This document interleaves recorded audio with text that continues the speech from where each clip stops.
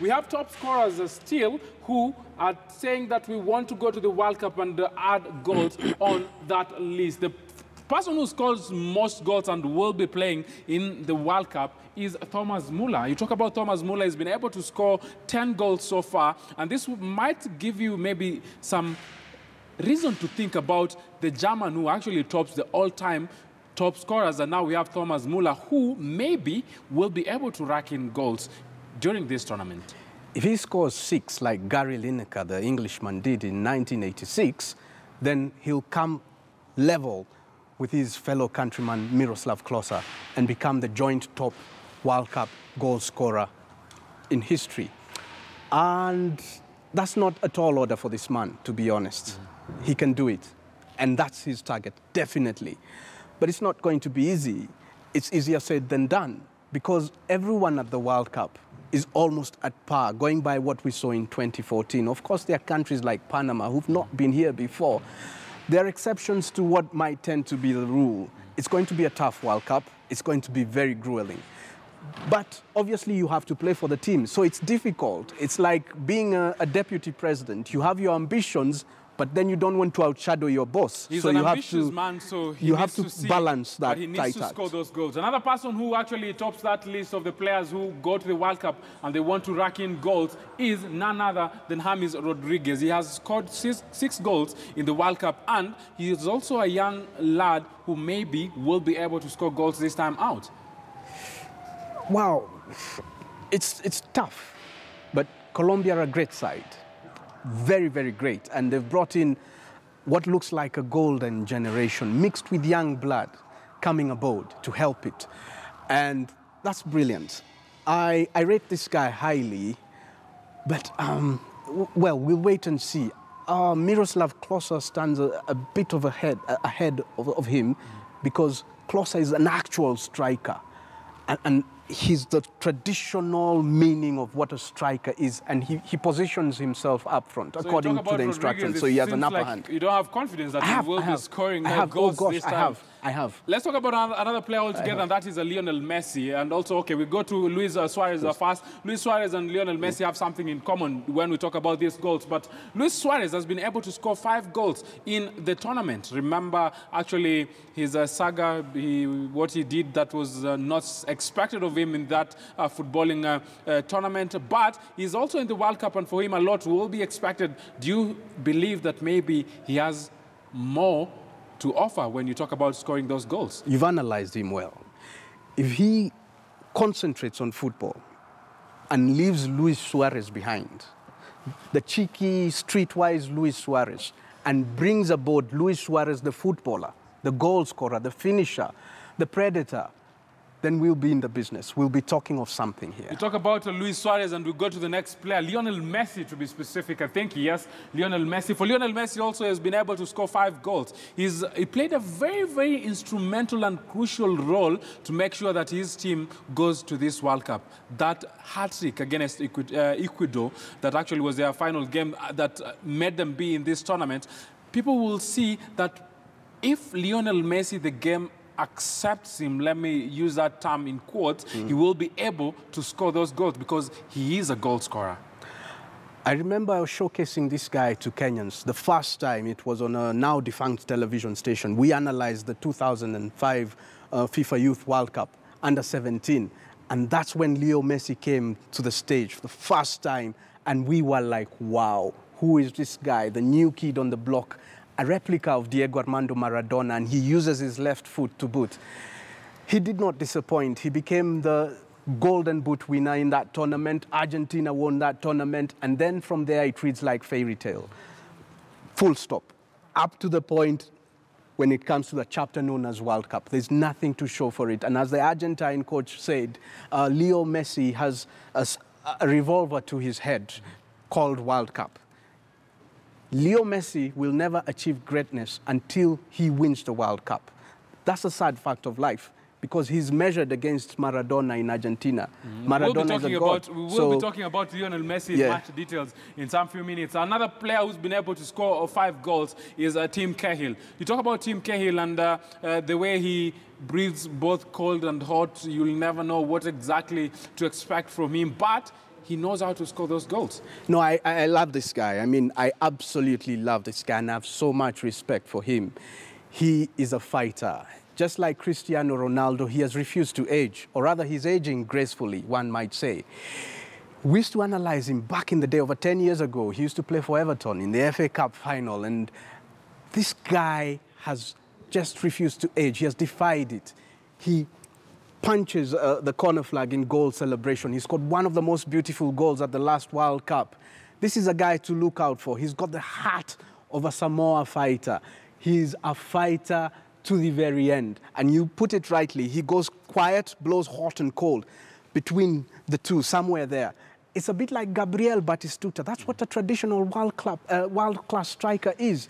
You go silent for 80 minutes, and by the time it strikes 90 minutes, you've done the business. Your name is right up there in the score sheet. Also another legend when you talk about the Argentinian golden moment. So, yes, we will agree with that. Now, let's talk about the World Cup winners. We're talking about the World Cup and how many titles have been won by which team who's been able to score what goals. But the team that has been able to win most titles is Brazil. On top of that list, Brazil saying we have won it 5 times. They were supposed to win it at home 2014, arguably, because they were favorite and they wanted to win it at home. It never be. But for them, they were able to win in 1958, 1962, 1970, 1994, and 2002. So also very, very huge statements coming from the Brazilian side. Germany, on the other side, Germany have been able to win 4 times. They are saying, we are the German machines, we know how to win it, and we want to win it. The last edition of the World Cup, they are the guys who were able to win it. They also won it in 1919, 1974, 1954, and 2014. So a lot is expected from them. Do you believe, are they winning it this time out? They're among the favorites. There's a saying in England, you never write off the Germans. Whatever tournament they go to, they've got one of the best records. Be it the Euro Cup, or the World Cup, the greatest stage, the true test. Look at them, 4 World Cups.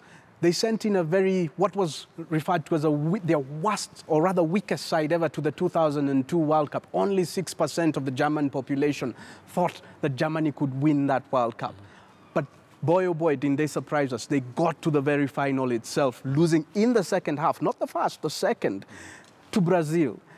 These guys are up there with the favorites. You talk about up there with the favorites. We see another team, Italy. Italy, not in the tournament, but for Italy also, they've won it 4 times. A team that always plays beautiful game when they play at home. They have been in 6 finals, remember? Lost only in 2 finals that they have featured, but also for them, they make huge statement. For them, they won in 1934, 1938, 1982, and also the 2006 final. We talk about a different team altogether, Argentina. A lot is expected from these Argentinian side, but for them they only have 2 titles. The first time they won was in 1978 and also in 1986. A lot will be expected from this Argentinian side, but we'll be talking about Argentina in much detail. But remember also, Uruguay on that list have also been able to win 2 titles. For Uruguay, the 2 titles for them, it came in 1930 and also in 1950. So a lot expected from this team. You talk about also France. France also have a title.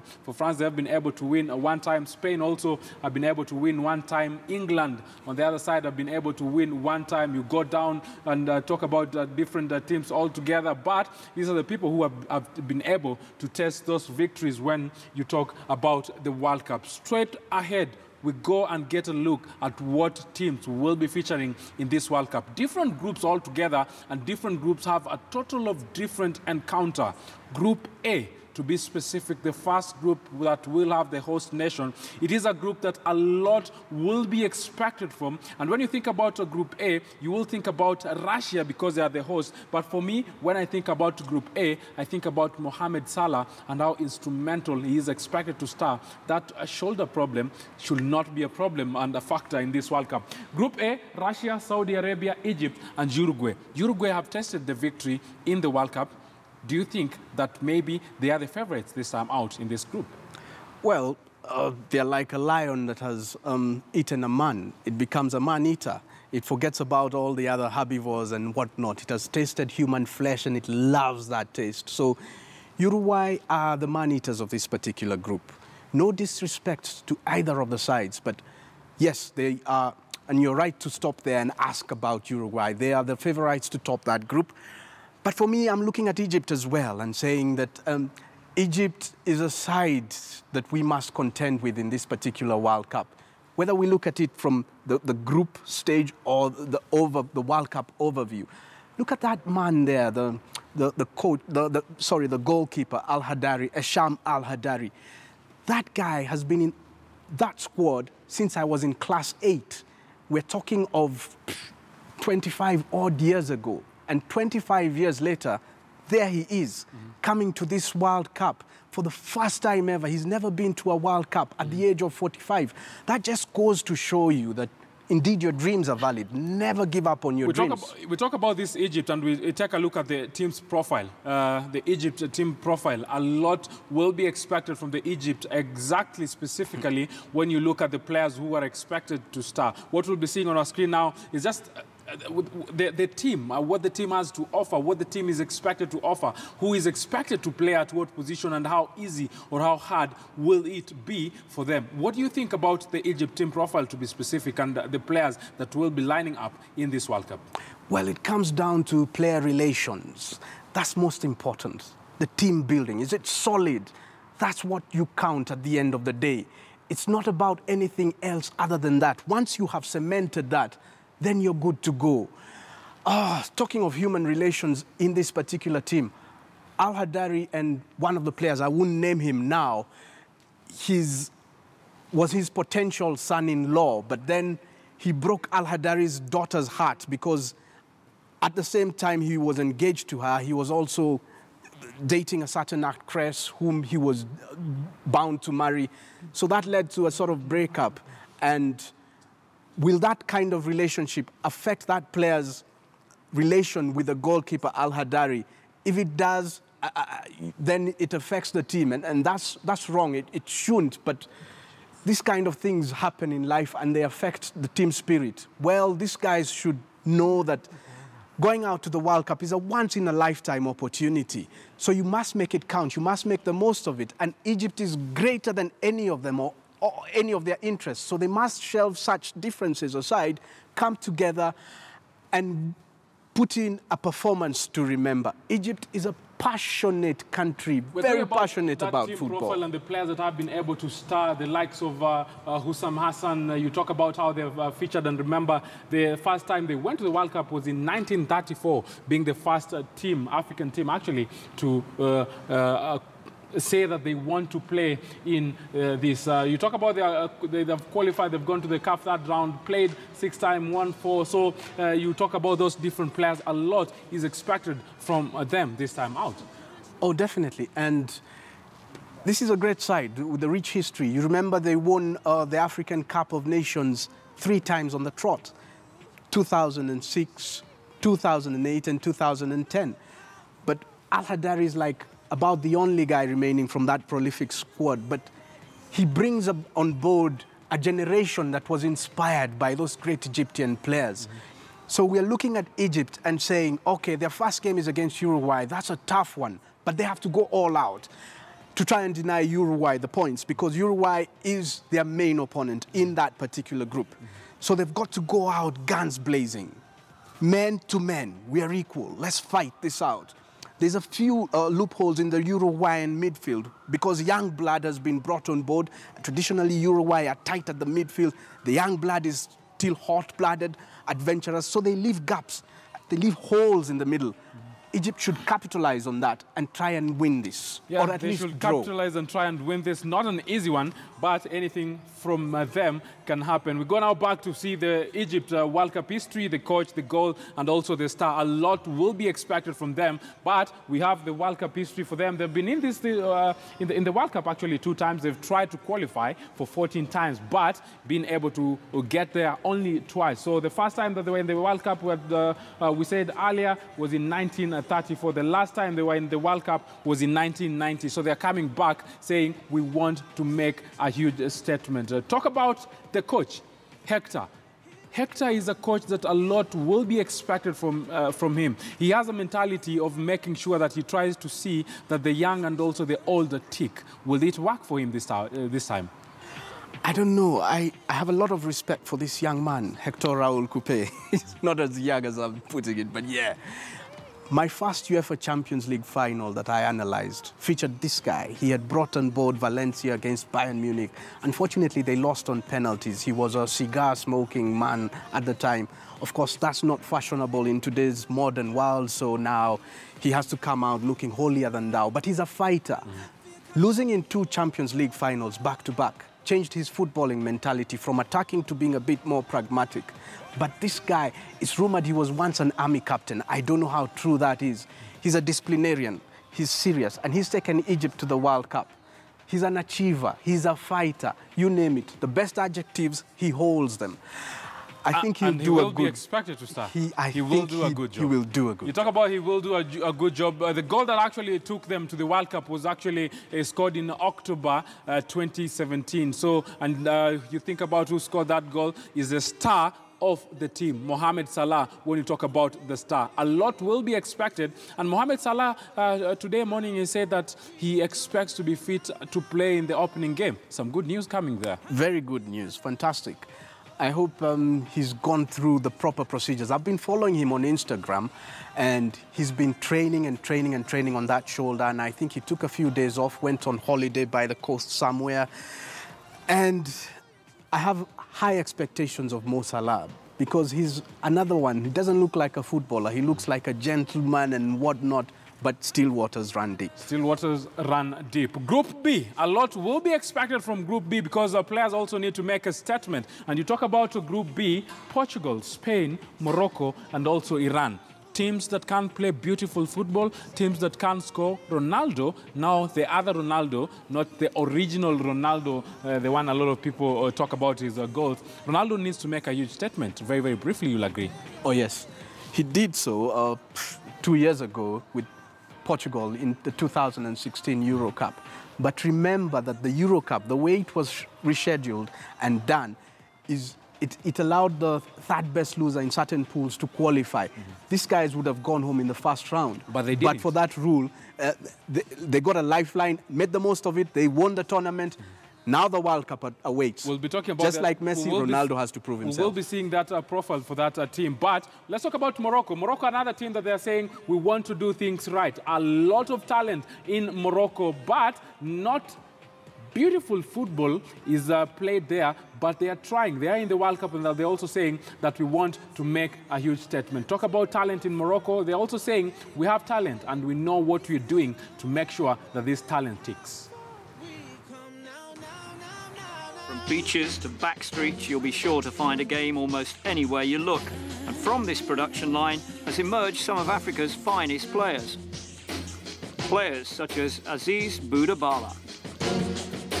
كبرت وترعرعت في قلب المدينة القديمة وتما فين تعلمت بطبيعة الحال الكرة. I was born and brought up within the old city of Casablanca, في العالم and that's where I learned my football. كل اللاعبين As you know, all the big names in the game, all the major players learned to play football on the streets where they lived. Football would bring everyone together, especially in those days in Morocco. From the times of colonial rule through to independence and beyond.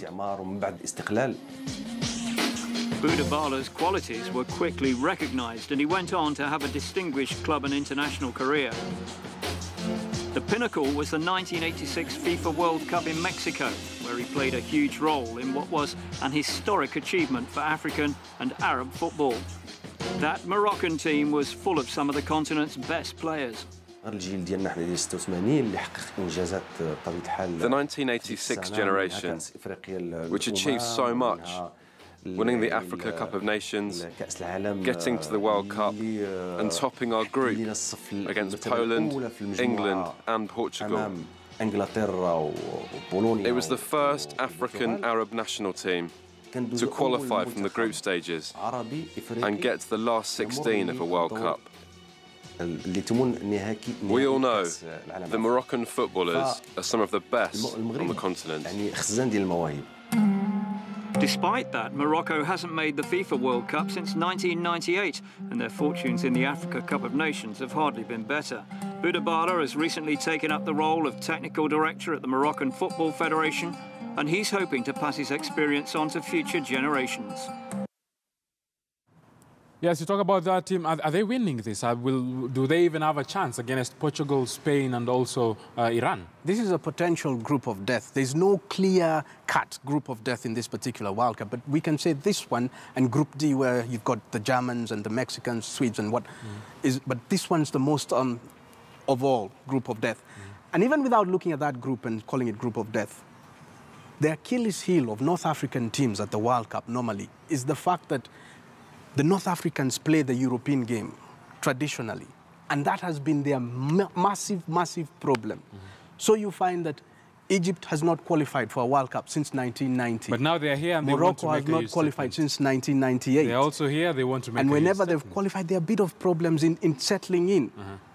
They've got to play differently. They've got to introduce the physical edge to have an edge against the Europeans. You play against the European in his game, he'll beat you. He will beat you. So for them, they want to make a huge statement. Spain, let's talk about Spain. A lot is expected from Spain because Spain is a team that have won the World Cup once, 2010. You remember Iniesta and his good days. The Spanish side, when you're talking about the Spanish side, a lot will be expected from them because they have not been at their level best, but they're coming in this tournament knowing that they're not that fine, but they want to make a huge statement. They have appeared there 15 times, won it once. The first time was in 1994. Confident team.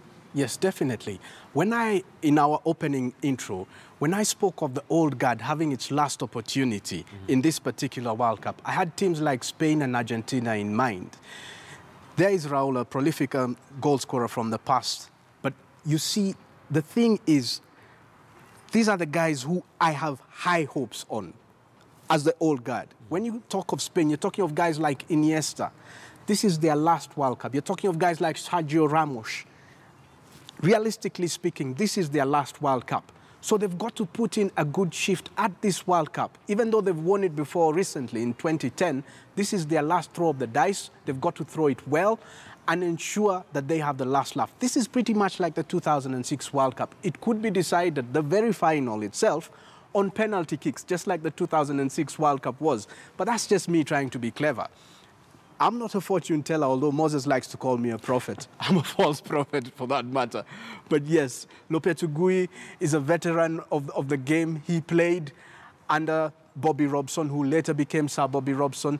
When he was coach of Barcelona, Lopetegui was a goalkeeper, and he learnt a lot. And that's the time, obviously, Jose Mourinho was cutting his teeth. He was Sir Bobby's translator. So and that sort of stuff. So this guy has worked with giants. Yeah. And he's a man who They will be playing against Portugal and also another team in that group that wants to make a huge statement. And when we look at Portugal is also a team that a lot is expected, maybe because of the Cristiano Ronaldo factor. Again, the old guard saying Kwaheri. Cristiano Ronaldo is an old man who has defied age, as I've just said a few moments ago, but this is, realistically speaking, definitely his last World Cup. So you can see the age factor here coming on board. That's what it's going to be about. The guys who have their last throw of the dice, they better throw that dice well. Yes, they have been there. Those are some of the legends, actually, for them, people who want to make a huge statement. Luis Figo, a person who will be remembered in the world of football because of his footballing antics. Oh, yes, and just before Luis Figo was the great Eusebio, mixed race guy. His dad was Portuguese, his mom was Mozambican, he was born in Mozambique, but the Portuguese saw him, they fell in love with him. Mozambique was a colony of Portugal. Then they went for him, knocked at the door. They told his mom, we're taking your son. Let's take your son. They took him to Europe, and he took Portugal to a World Cup semi-final in 1966. And then Luis Figo, wow, a superstar. I remember analyzing him in the UEFA Champions League. He played for FC Barcelona and then moved to Real Madrid. And also that tactician, a lot will be expected from that coach. And remember the first game they will be playing against Spain. What do you take of that opening game for them? Against Spain, that's like a World Cup final, or at least a World Cup semi-final. So it's good for television because the World Cup starts on a high. And everyone will not want to miss out on that.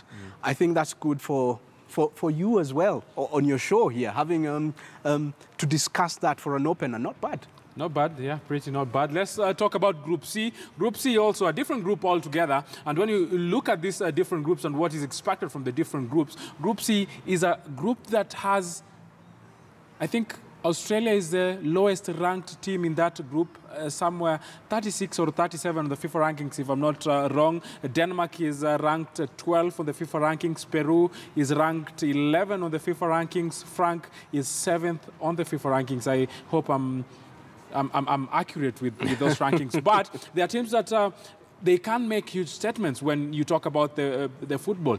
Maybe when you listen to the names or when you hear the names, you'll be like, Peru. But Peru plays beautiful football.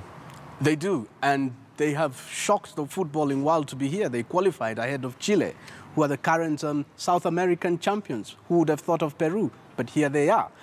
And, of course, the rest, you've got Australia, you've got France, and then you've got Denmark. I have maximum respect for the Danes. I said it exactly 7 days ago on this show, and I'm saying it again. A wonderful side, really, really wonderful. They play really fast football. They know what time it is. It's goal-scoring time. And I'm sure they will not disappoint. So I would tip Denmark and France to go through in this group. Let's talk about France, because for France, France plays a beautiful football. They won it in 1998, and a lot will be expected from them this time out. 15th appearance, so they have been in the World Cup for quite a number of times, and they have legends, players who goes to the World Cup and make their names for the country and also for themselves. What do you think about Just Fontaine, to be specific, when you talk about him? Just Fontaine, 13 goals. I don't think they're going to break those 13 goals. Any of the French. Zinedine Zidane, he won them the World Cup in 1998. He scored 2 goals at the final with his head. Superior player, superior coach. France, the problem with them, yes, they play beautiful football. Yes, they play attacking football, but they don't know how to confront a side that plays technical football. And that's where Portugal beat them in the Euro 2016 final. Will Portugal play and the likes of Antoine Griezmann stand out this time out? They will, definitely. I think they will. But they've got to learn how to confront technical football, because the Danes will come and give them technical football. There has been talks that Deschamps will be replaced by Zinedine Zidane, but Deschamps, actually the French national team is saying that they will have Deschamps till the end of his contract. Those are news developing, actually, today we will be following. But their first game will be against Australia. A good, beautiful game it will be. It's a good game because it prepares them. It's a warm-up. It doesn't give them that stage fright against the Aussies, who are good, but France are tipped to win that one, out of respect. And it prepares them for the Danes, really, the French. They need that preparation. They need to feel the tempo. They need to acclimatize and then get it right to prepare against the Danes. It's going to be hard against the Danes for France. It's never easy for any of the teams going to the World Cup. It's never easy because every team that is there wants to make a huge statement, beautiful statement. Not easy because they want to do it, and they want to do it in a very, very big style. How easy will it be for the teams that will be lining up in Group C? You never know. It's football. Anything can happen. Maybe you say because France is a better ranked team when you look at the FIFA rankings in that group. But when football, you go on that pitch, dilly-ding, dilly-dong. That's what some people say, and they say sometimes anything, the goals can go either side. Beautiful is not it's a beautiful game, but it's not able to predict which side will win which match. We'll take a short break, but when we come back, we will be looking at a different group altogether, and that is Group D, and we also will be talking about Lionel Messi, and we'll see how beautiful his life, his footballing life has been, and what is expected from him during this FIFA 2018 World Cup. That and much more after this short break. Here we go.